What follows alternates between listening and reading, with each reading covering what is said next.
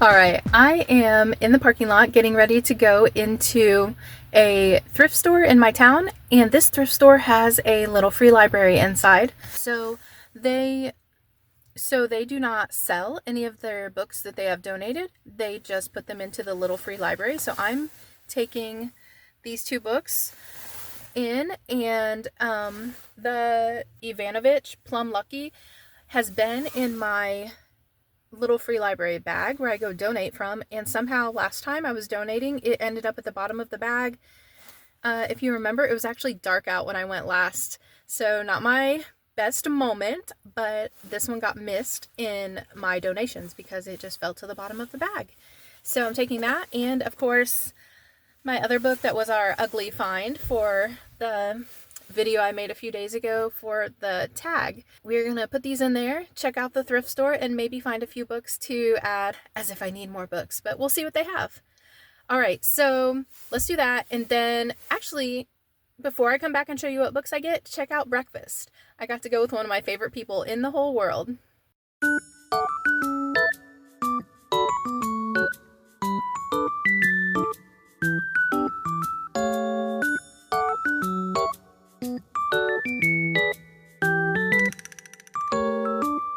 Hope everyone had a wonderful Christmas day, whether that was meaning your family is near or far. I got to do breakfast this morning with my wonderful daughter who's home visiting from college.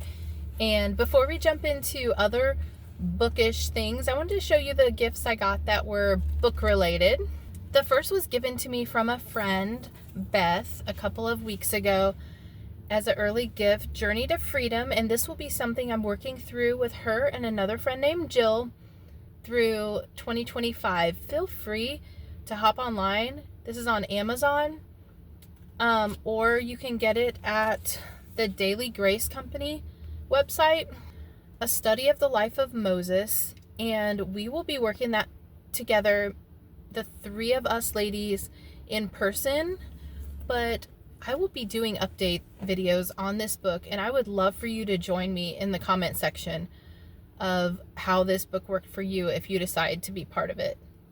And if you like beautiful books, I mean, just gorgeous.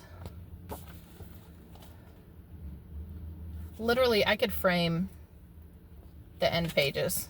This one book I got a little bit early before Christmas. The next one, try to show it to you without making a lot of annoying noise.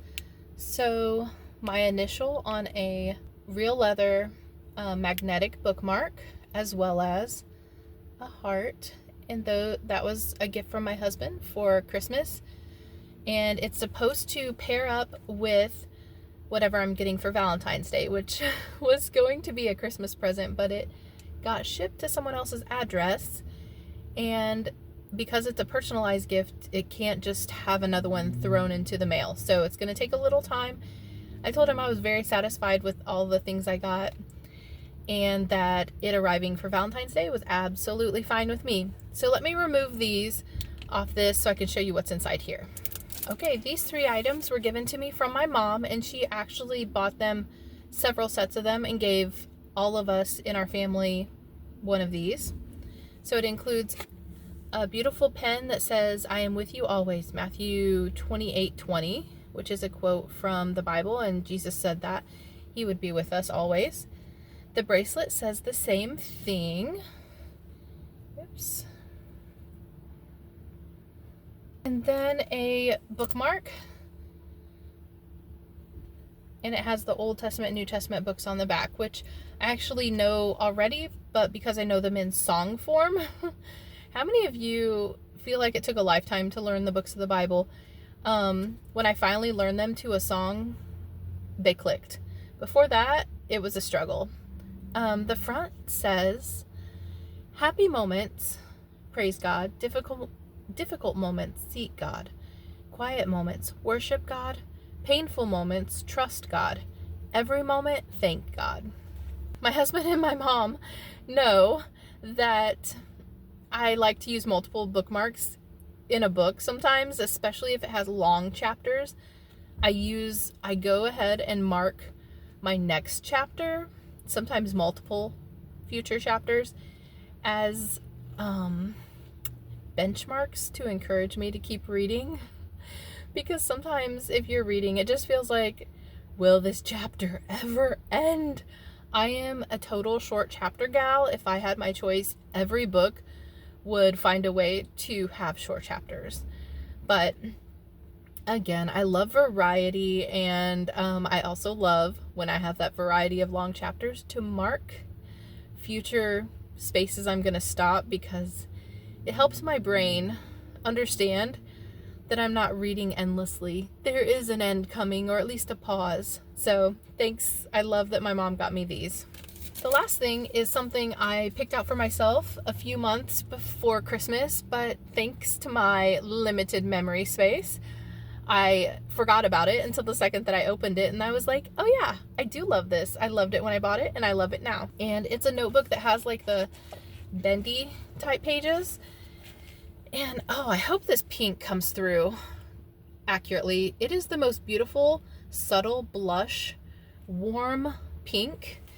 Fine Goods notebook, lined interior is what it says on the front. And it does have, besides having a beautiful page there, a place for date and just nice soft lines. Every page is the same all the way through with that opportunity to date. So I will be using this for something where putting the date and just writing as I have time. I'm not in a big hurry. I have lots of junky notebooks that I write my list in that I know will get just junked up, and I'll be rewriting those lists anyway. Maybe I'll be using this for final copies of certain lists. Who knows? But in the meantime, I am super excited to have this absolutely gorgeous notebook. There's that. So those are my bookish gifts I received. I did give some bookish gifts as well.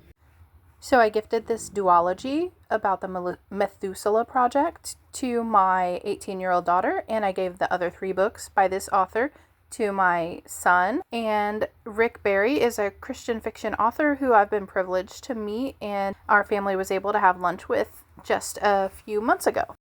And this book on the left I'm gifting to a friend named Liz, and I will be keeping a copy of it as well. And it is part of my January TBR, but I'll be spreading it out over all of 2025.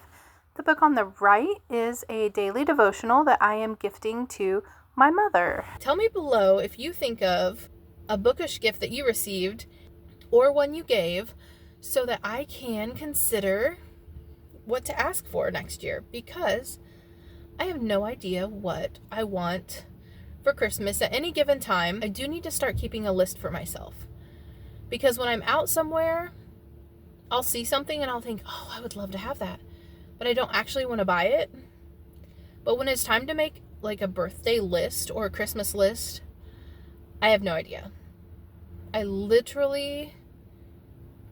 can't even think of anything that I want when I need to think of it. So those are my bookish gifts I received. And the rest of it was like snacks to go with my reading times. Oh, I didn't even bring it with me. I did get a couple of kinds of tea. You'll be seeing those featured in some of my videos. In fact, I took some video on Christmas Day that I will probably need to make a separate video, because this one is going to be too long, because I am so excited to talk to you guys about some of my books that I will be reading soon. So let's just get into that. Let's actually talk books on this book channel. So that was fun. I found 3 really nice shirts in that thrift store. Their clothes are only $1.99. So if you don't have somewhere like that in your area, sorry. I will probably be bragging on that store more, because I'm definitely going back there the next time I need to visit a little free library and go ahead and get some things off my shelves. I only donated 2 books, but I took 6. And actually, I had thought about taking a 7th because it was a book I had heard of, but the truth was I'm not going to get around to reading it anytime soon. So I just left it there because it was a chunker. So what did I get? Let's see. Okay. This is probably not smart, but I may do a Christmas in July, you never know, but I'm going to put this with my Christmas books that I didn't get to reading this year. Okay, I've never read a cowboy type of Christmas book. I've not really gotten into cowboy books at all, but A Lawman's Christmas caught my eye. So a McKettrick's of Texas novel. And this one in particular, besides having that guy on the front, it says, the sudden death of the town marshal leaves Blue River, Texas without a lawman, and 25-year-old Dara Rose Nolan without a husband. As winter approaches and her meager seamstress income dwindles, she has 3 options. Yet she won't give up her 2 young daughters, refuses to join the fallen women of the Bitter Gulch Saloon, and can't fathom condemning herself to another loveless marriage. Unfortunately, she must decide soon, because there's a new marshal in town and she's living under his roof. All right. I feel like I already know how this story is going to end. Do we all think she falls in love with that new marshal and it becomes a true love marriage? I guess we'll find out. I'm sure there's a lot of amazing things that happen in between if that is the ending. So the next one I got is by Jerry Bridges, who's an author I've heard of, but I don't believe I've read, Practice of Godliness. And the back says that godliness is not a spiritual luxury enjoyed only by saints of the past and superstars of today. It is both the privilege and the duty of every Christian. God has given to each of us, quote, everything we need for life and godliness. But what makes a Christian godly? Godliness, says Jerry Bridges, is devotion to God, which results in a life that is pleasing to Him. Devotion is impotent without action. Action is dry and sterile without devotion. We need an inward foundation of God-centeredness in order to build an outward structure of godliness. So this is considered the sequel to The Pursuit of Holiness, which I think is the book by him I'm more familiar with. And this was published 1983. Oh, the next book I got is another copy of The Pilgrim's Progress. It is in someone has let some pages get turned down there at the corners and stuff. But I love Pilgrim's Progress. And the shutdowns first happened in 2020. One of the first things we did as a family, a link came across probably Facebook for a beautiful color, I want to say cartoon, but it was high quality version of Pilgrim's Progress, and we watched that together as part of our homeschool time, and boy, what a blessing and just wonderful time that was. So I always look forward to not only owning some beautiful copies of this, and it's not in great shape, I may decide to redonate this. I went ahead and grabbed it. And if you remember my authors I'm reading to zero, I found a Gary Paulson. I've been reading through a particular series by him, that the first book is called Hatchet, which is what won the Newbery Award. But this one is called The Voyage of the Frog. This one is about David. So Hatchet and that series is about a boy named Brian. Let's see what David's up to. 14-year-old David was only trying to fulfill his uncle's last wish when he set sail on the Frog. He wasn't ready for the way the world seems to disappear out on the ocean, and he certainly wasn't expecting the savage storm that nearly took his life. David quickly learns that surviving on the sea is different from anything he knows on land. The waves can be merciless, the storms unpitying, and the creatures that lurk behind the surface dangerous. With only a small ration of food and a deadly calm following the brutal storm, David must find his way back to land if he can endure the other challenges the water holds. Okay, this book, is this the book that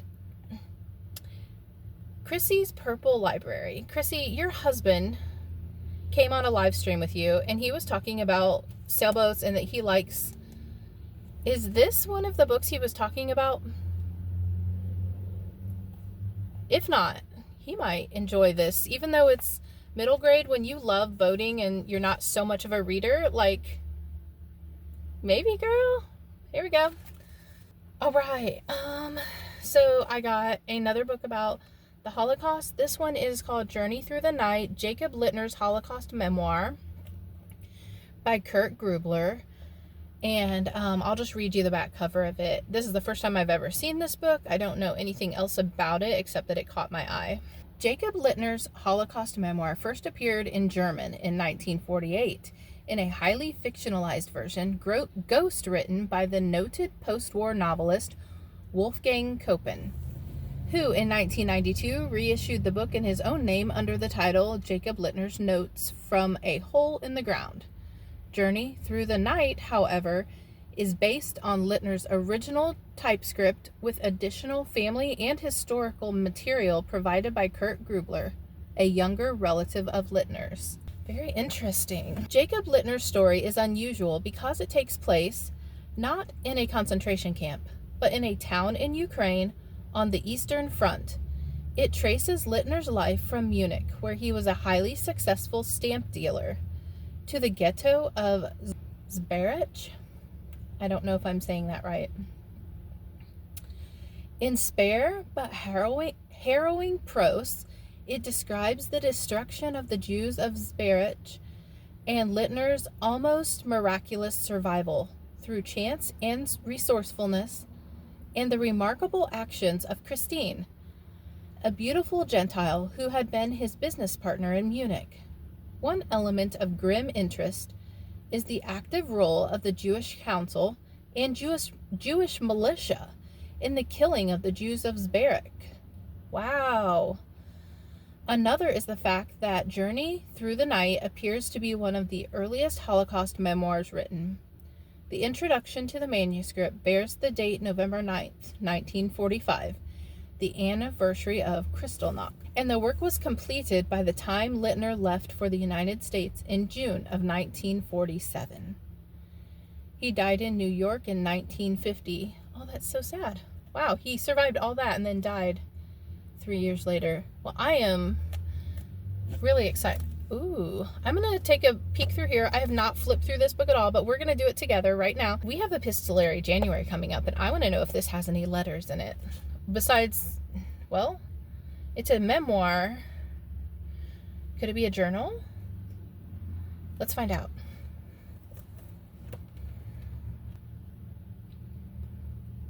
Oh, wow. It has a note inside, and I don't think it's in English. I'm going to hold this up to the camera, see what you think. I hope you're able to see that. Oh, I think that's printed. And then at the bottom it translates it. So yeah, okay, you got to see that. So I happen to open to chapter 2, and it begins almost like a journal entry might. March 1st, 1939, I left Munich on a train bound for Prague.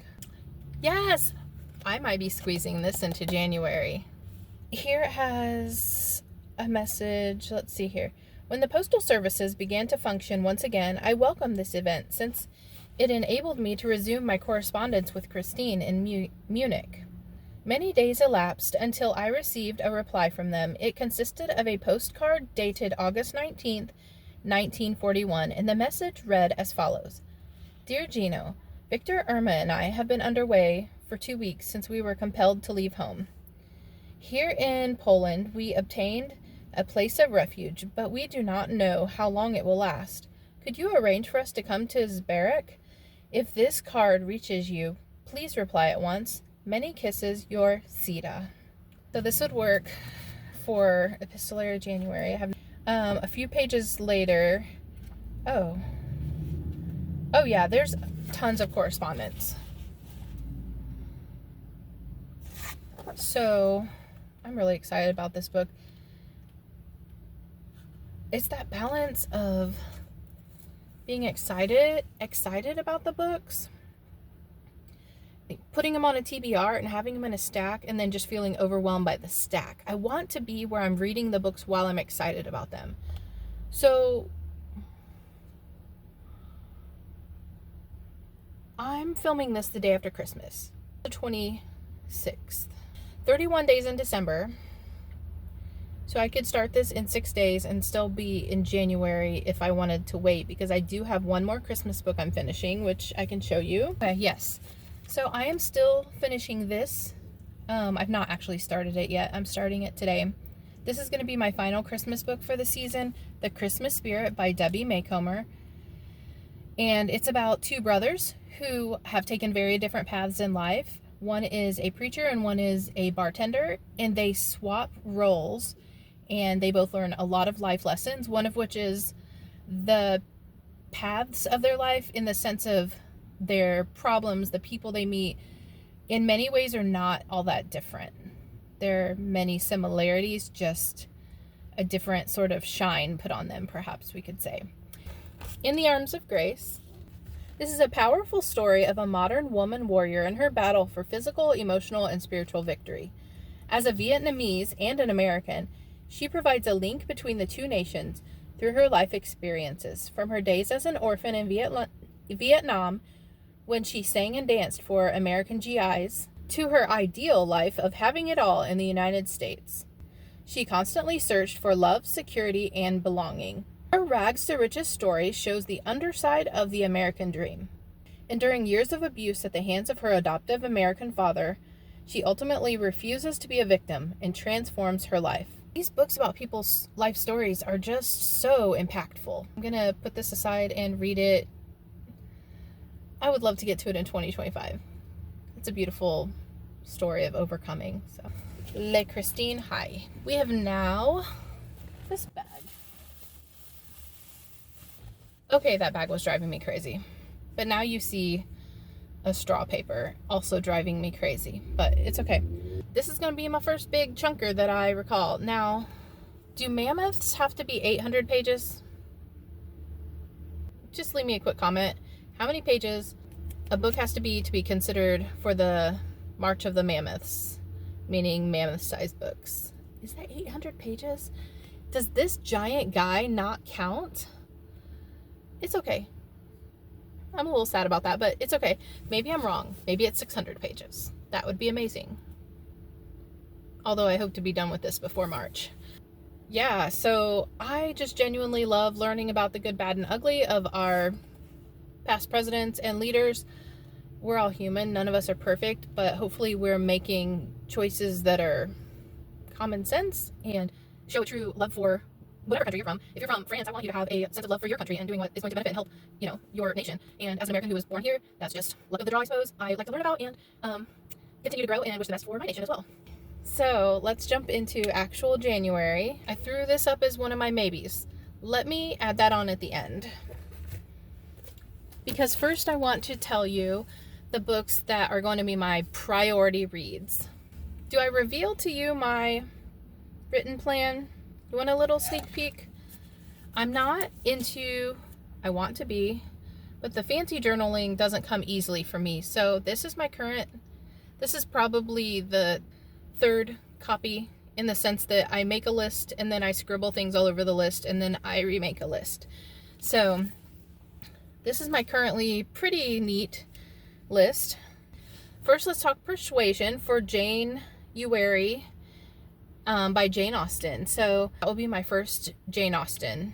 I haven't over the years been highly encouraged to delve into the classics. So Persuasion, I'm going to give a try to. Next, let's get out here. It's gonna be one of my videos. Get through here. It's gonna be one.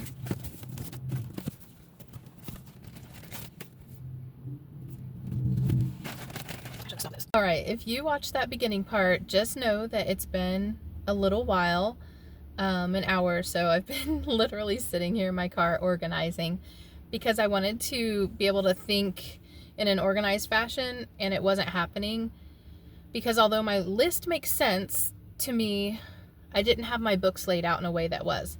So what I want to start with is Shadow of the Mountain by Margie Prius. I'm hoping I said that name kind of right. This is the first of my middle grade books that I'll be showing you that I'm reading in the month of January. So this book is inspired by the true adventures of a wartime spy, and I just read that from the bottom. But after Nazi Germany invades and occupies Norway, 14-year-old Espen and his friends are swept up in the Norwegian resistance movement. Oh, I see. This caught my eye because I paid 99 cents at Goodwill, but when I looked at it, it says that Margie Prius is the Newbery Honor Book winner for Heart of a Samurai. and again, I'm really excited about this. So this book is actually for the Buzz cover prompt for January, which is a repeating pattern, and I chose to use the lines that are coming out from this sunshine as my repeating pattern. It's not as obvious as some may be, but that is my choice for this month. And this book I'm showing to you first because this is the only book pretty much that is only for one. So this book is for Buzz cover, and that's it. Now every book I'm going to show you of the middle grades from now on are part of my middle grade 52 book club challenge I'm doing for the year. And I may or may not get to all of these. I'm gonna put them in an order of must reads. But again, they're middle grade, they're short, they're gonna be kind of like my palette cleansers in between my other books. So let's look at the next one. I'm also gonna include in my 52 book club a picture book. And that's because this will be Mary Poppins, and I'll talk to you more about exactly what prompts these fill as I actually read them and check them off my lists. So that's for the 52 book club, and every middle grade book I show you now will be for the 52 book club, so I will be telling you what else they fulfill. So the next one is The Great Fire. This is for the 52 book club, but it is also for me reading through the Newbery Awards. And this is a Newbery Honor book. Some of them will have the symbol on it, some will not. So that is what I'm reading this for. It will also count as one of my nonfiction that I'm doing 25 nonfiction in 2025. Next up, I actually have 2 copies of this book, The Cricket in Times Square. It is for the Newbery Award as well as 52 book club. The next one is Nothing But the Truth. This is for the 52 book club and is about a 9th grader named Philip Malloy who has one thing on his mind: running. When a failing English grade keeps him from joining the track team, he believes his teacher, Miss Narwin, has it in for him.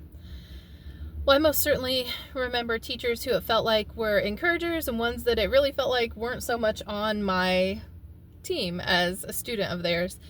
That does happen. But this book in particular is for the 52 book club as well as the Buzzword. So Buzzwordathon is another challenge that gets put out every year that has a particular word, and this one fits the prompt of truth. I'll talk more about that after I've read it. Across 5 Aprils.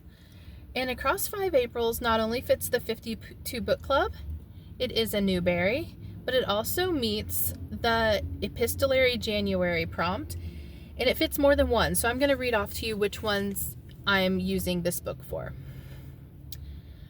Love letters, lost mail because the author is deceased, free shipping because I got this book for free,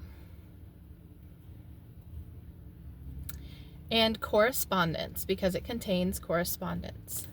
Next is a book I'm really excited about because I remember reading this, but Beverly Cleary's Dear Mr. Henshaw was one of those classic books for me as a kid that I absolutely remember reading, but as an adult I really don't remember much about the actual story. So this book fits the 52 book club. It is a Newbery, and I'm reading it for Epistolary January for the journal prompt because, and I had forgotten this, it says from the diary of Lee Botts. So it is for a journal. The last book for the Epistolary January is Lemon Drop Falls. This is by Heather Clark. It is about a girl named Morgan who is trying to deal with her mother's passing that's coming, and how going on a camping trip with her family doesn't help that to get any easier. Morgan finds, it says that she will encounter the truth about the final words her mother left her, the power in finding her own voice, and the possibility of new beginnings. So Lemon Drop Falls. Those are my Epistolary January and 52 book club books, except for this last one, The Secret Garden, which of course is a 52 book club. It is going to be used for my 52 book clubs Read It and Watch It, as well as Alma's Journey Through the Decades. And if you've not checked that out, feel free to jump over to Alma's channel. I'll put it below because for some reason my brain is blank right now. But I'm also thinking that this would count. Tell me below if you think this will count for Anne at In Search of Wonders Classics. Her prompt for January was to find something that's on your own shelf. And this was definitely on my own shelf. In fact, all of my 52 book club books for the year, both middle grade and regular, will be ones that come from my own shelf, unless they meet a couple of other standards, which are being a continuation of a series or being a Newbery. Okay, that's all the middle grade. However, continuing on with my Epistolary January choices for regular, I am going to go ahead and use The Secret Garden for my Lost Mail, because this is an author who's no longer with us, Frances Hodgson. The next book for my Epistolary January is the Free Shipping, a book I got free that contains letters, and that is The Missing Diamond by Diane Janes. Then for the prompt of being a journal for Epistolary January, I am using the book About Grace by Anthony Doerr.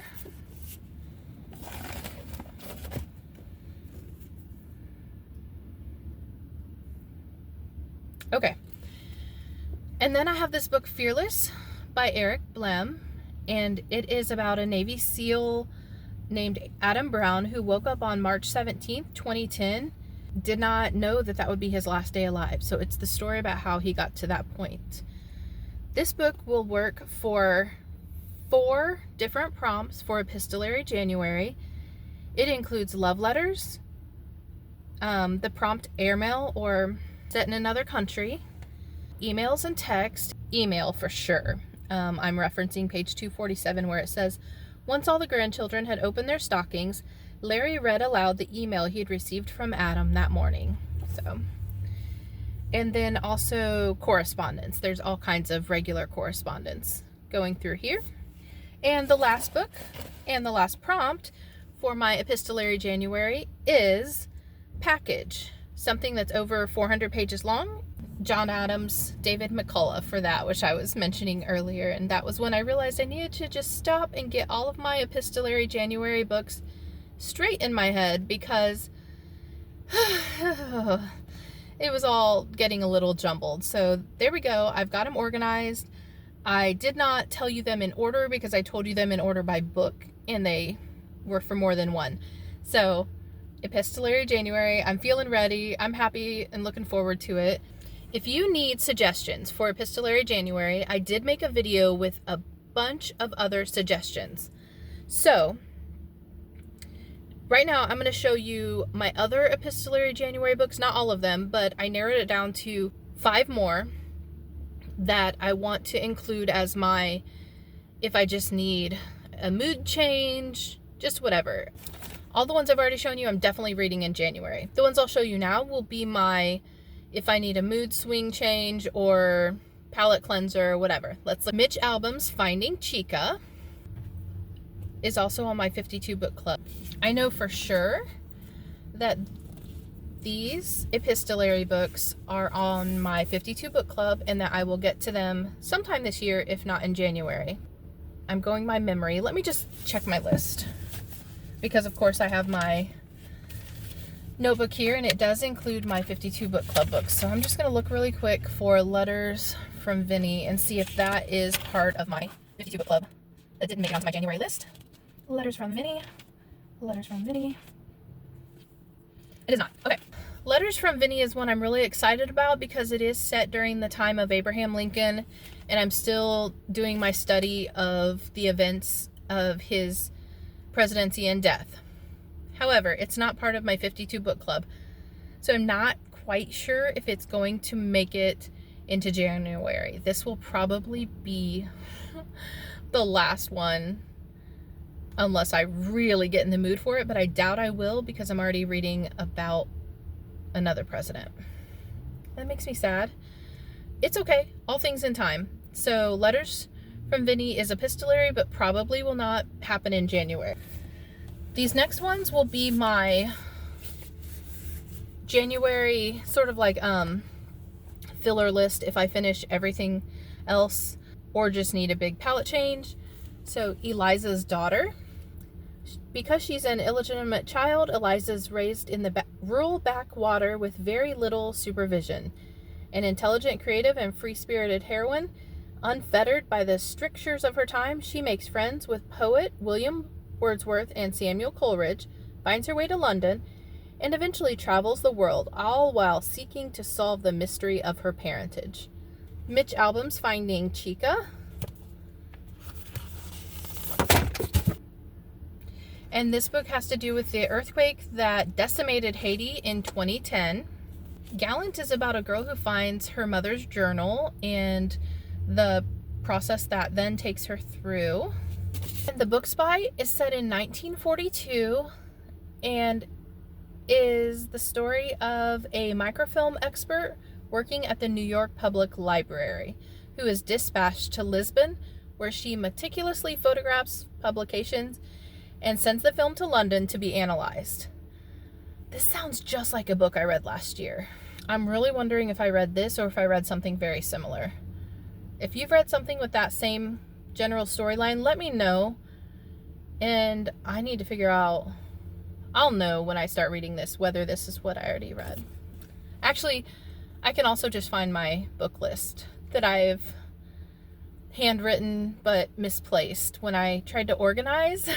Does anybody else organize, but you organize yourself out of knowing where some things are?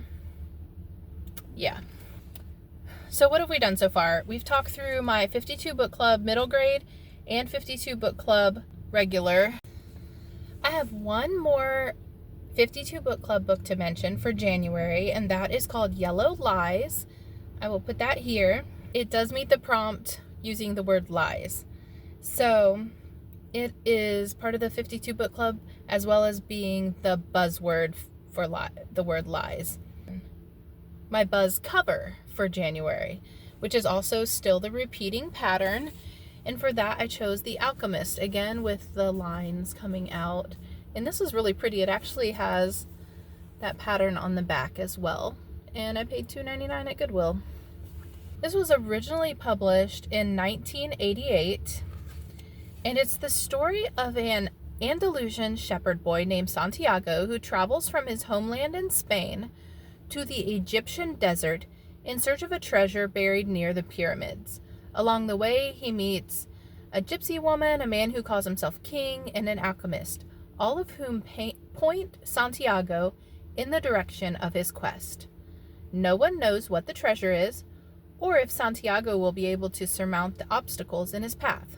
But what starts out as a journey to find worldly goods turns into a discovery of the treasure found within. So that, again, is for my buzz cover repeating pattern. Next is the book I'm reading for Historathon, which is the Historathon that's run by some men who are booktubers. I know there is also a Historathon that is done not long ago, near the end of 2024. I think there are 2 reading challenges going on with the same name.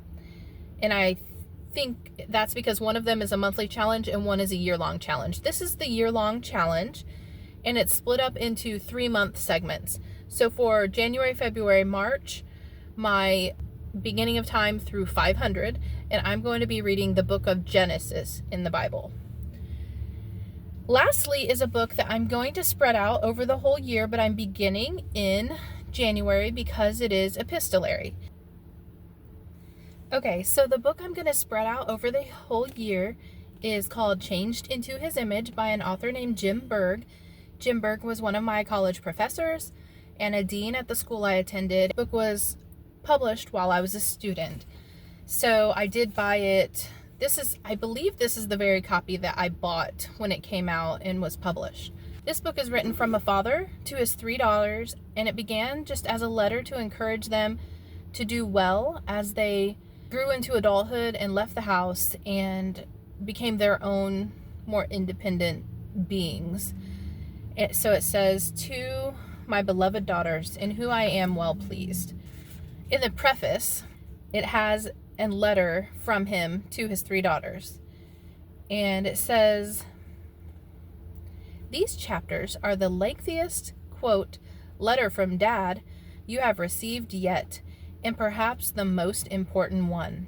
In 1993, we forged a family mission statement together that God has used to mold our direction as a family.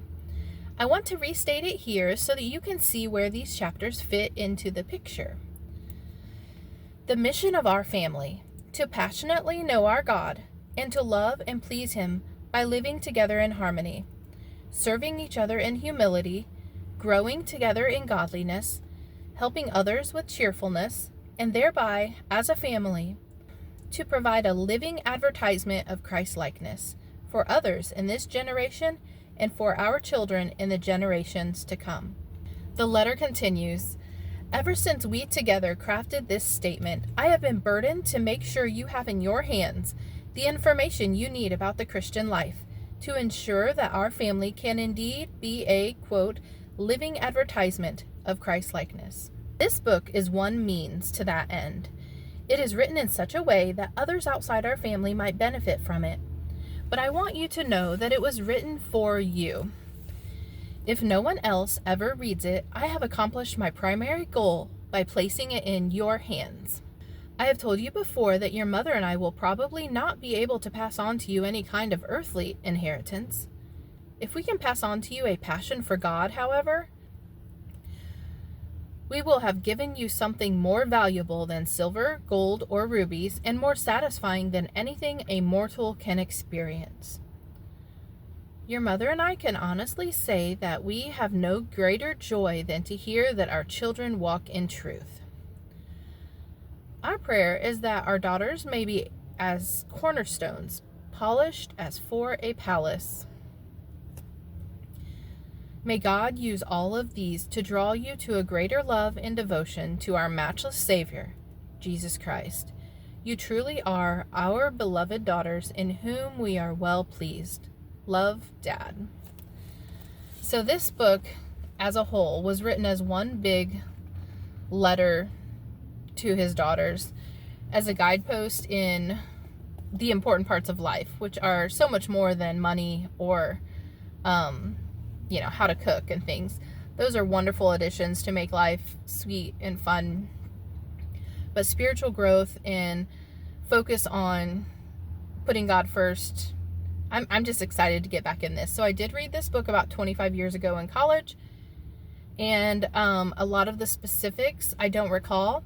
It'll be a wonderful time of opportunity. So my husband uses this in part of the counseling that he does with men.